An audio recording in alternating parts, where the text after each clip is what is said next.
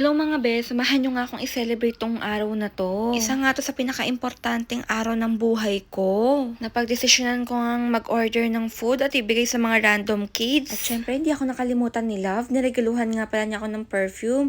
Di ko lang napakita sa inyo yung bracelet. Bago nga namin pick upin yung mga foods, napalinis muna ako.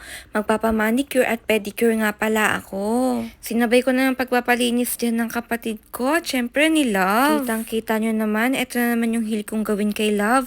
Ang kurut-kurutin ng pisngi niya. Ang sarap kasing paglaruan mga be. Para siyang bossing dyan habang nagpe-pedicure, naka-laptop. Ano ba be? Work from home yarn. Wow. At eto na nga, tapos nalinisan yung kapatid ko.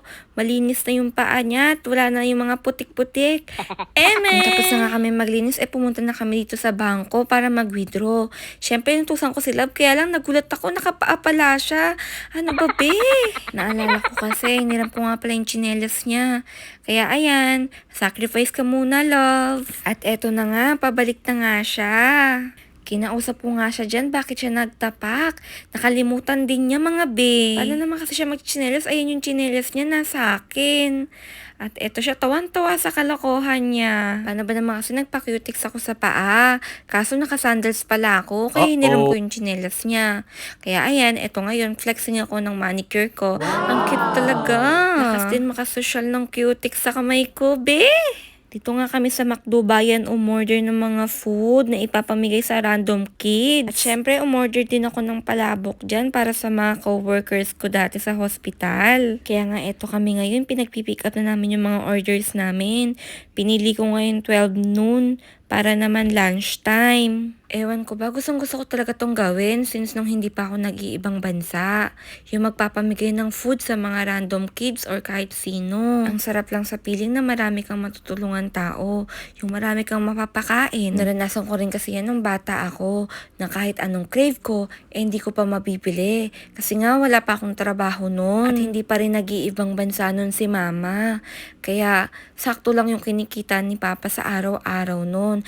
Panggastos lang, kaya ngayon na meron ako, gusto kong ibawi sa iba.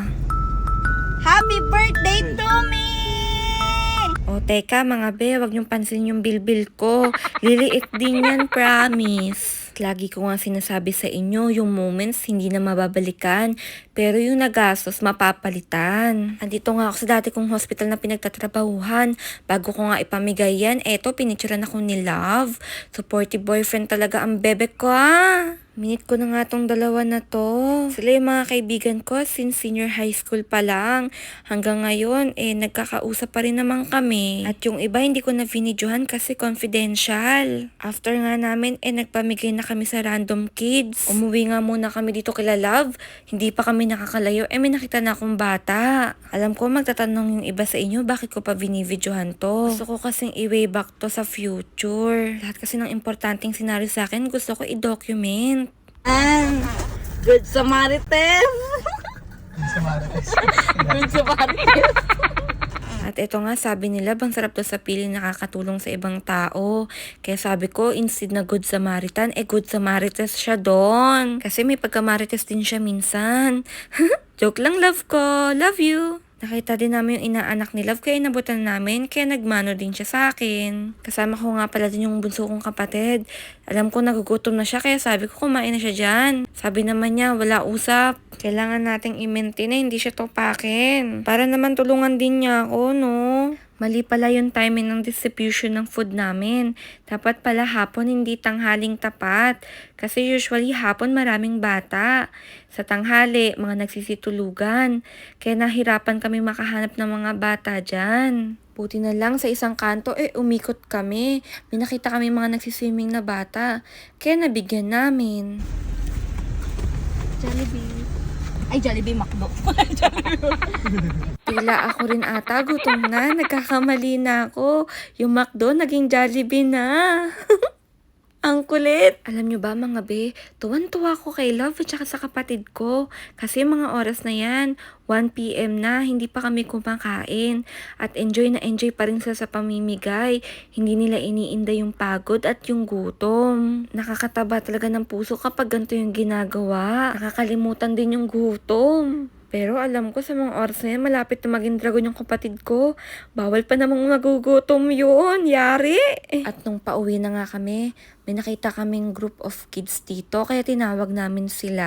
Kitang-kita namin yung excitement nila. Talagang tinawag nila pati mga kapatid nila na sa loob ng bahay para mabigyan din syempre. Alam ko, katulad ko din sila before, na kapag may nagpapamigay, excited, tuwang-tuwa. Kaya nafe-feel ko yung nafe-feel nila that time. Nung tapos na nga kami magpamigay, tinilit ako ni Love. Pa-birthday daw niya sa akin. Gusto niya kaming dalawa lang. Para daw date. Talagang 3 kanin talagang nakaharap sa akin. Hati naman kami dyan. Kaya eto, tuwan-tuwa ako. Kaya kung nakaabot ka nga sa video na to, hanggang sa muli. Eto na, tapos na kami kumain at magbabayad na. Nagulat ako sa bill. Akala ko kasi 300 lang. Hindi pala 1,000. First time tong bill na to sa talang buhay ko. Bye-bye!